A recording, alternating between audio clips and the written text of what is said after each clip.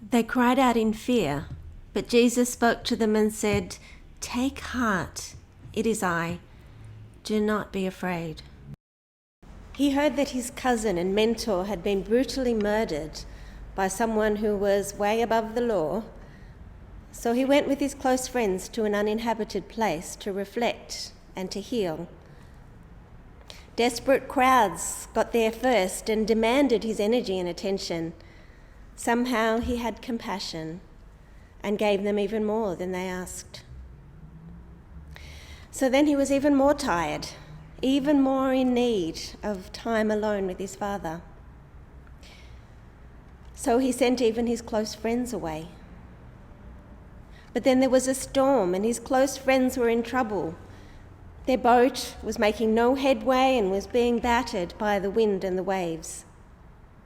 So he left his secluded place of prayer and went to them, walking on top of those threatening waves.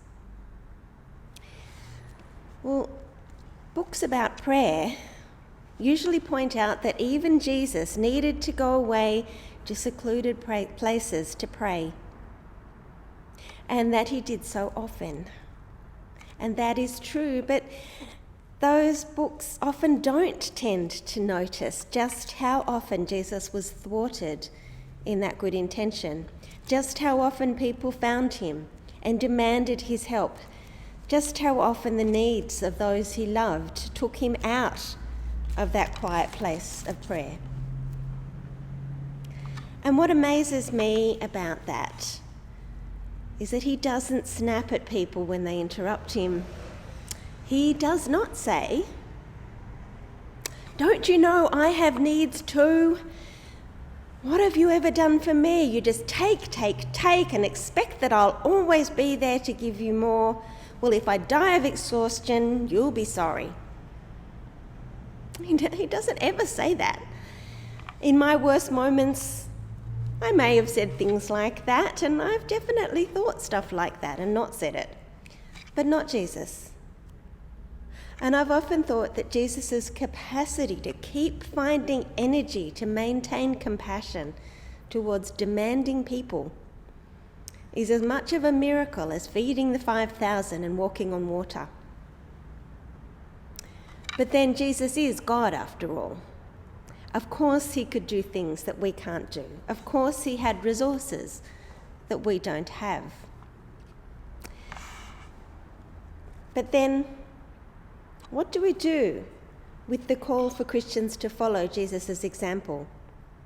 To imitate Jesus in our lives, as Paul was fond of saying, or to follow in his steps, as Peter was fond of saying. What would it mean to be a follower of Jesus if we couldn't follow him? How can we follow him if he's always heading into places we can't go because he is God and we are not? These are huge questions that are rightly debated in theological colleges, but at the same time, some Christians are naive and idealistic enough to just do it, to just jump in and follow Jesus wherever he goes. People like Peter. Peter was never one to spend a lot of time thinking before he acted. He saw Jesus walking on the water, battered by the wind and the waves, nothing solid beneath his feet, and, well, I don't know what your first thought would have been in that situation, but for some reason, Peter's first thought was, "Cool, I want to do that too. Lord, if it's you, command me to come to you on the water." He knew that if Jesus commanded it, then he would be able to do it. Where God calls, God equips. So, before doing anything heroic for God, it is always worth checking whether or not God actually wants us to do it. Even the impulsive Peter took the time to make sure Jesus actually wanted him to get out of the boat. "Command me to come to you," Peter said. And Jesus said, "Come." And he did it. He walked on water. For a bit. Then all of that rationalisation that he didn't do before he acted came rushing belatedly into his mind, and the wind and the waves started to feel very real, and he sank. And ever since then, Christians have criticised him for looking at the waves instead of looking at Jesus, and even Jesus told him he should have had more faith. But when he was sinking, he did exactly the right thing. He cried out, "Lord, save me." And he was saved. And I wonder if we asked him later whether he regretted it, or whether he would have done exactly the same thing over if he had the chance. What do you think he would say? Would he say, "That was so humiliating, the way I sank in the water in front of everyone, and then the other disciples just kept telling people about it, and Matthew put it in his gospel, and now literally billions of people have heard about it. I am such an epic failure.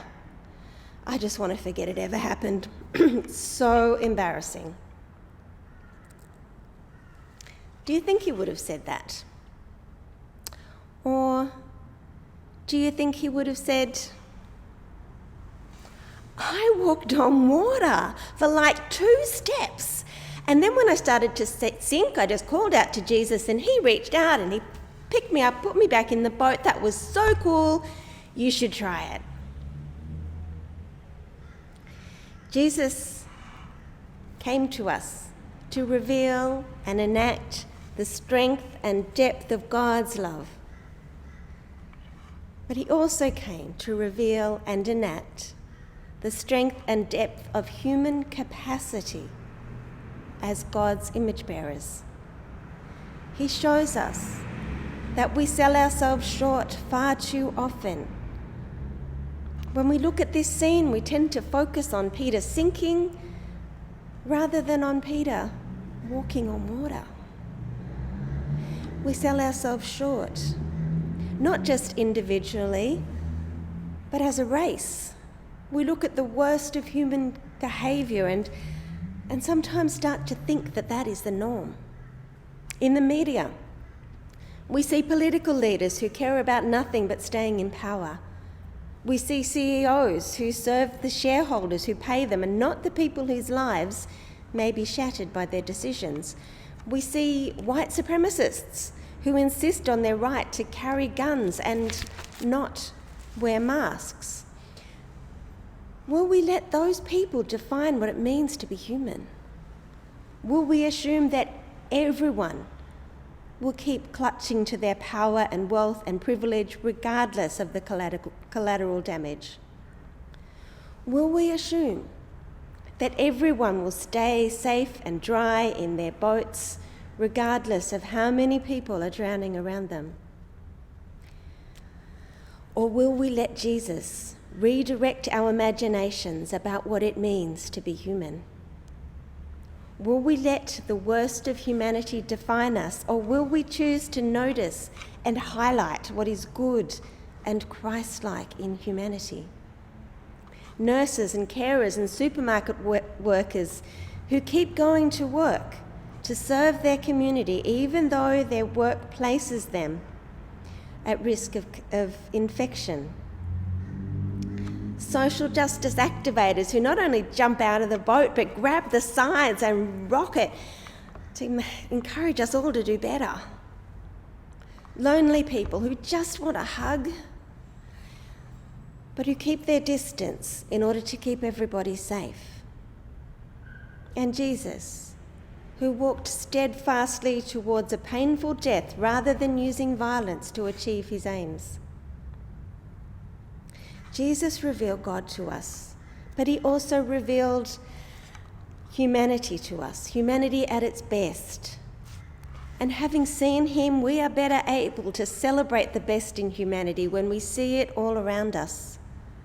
And with his help and at his command, we are able to find the strength to maintain compassion and kindness, forgiveness and grace beyond what we ever thought possible. Violent storms are lashing our world at the moment. And as we look around at the wind and the waves, we need to listen closely to two things. Firstly, we need to listen for the voice of Jesus as it comes towards us, each of us, saying, "It is I, do not be afraid." That is the first and most important thing to listen for, and for some of us, that might be enough. But for the rest of us, we also need to listen for Jesus calling us to get out of the boat and approach others in their distress and say to them, "I am here, don't be afraid." Responding to these storms may feel overwhelming, but the storms are really just calling us to express the very qualities we have been training for in church, week after week, year after year. The basics: faith, hope, and love. They are what the people around us need right now.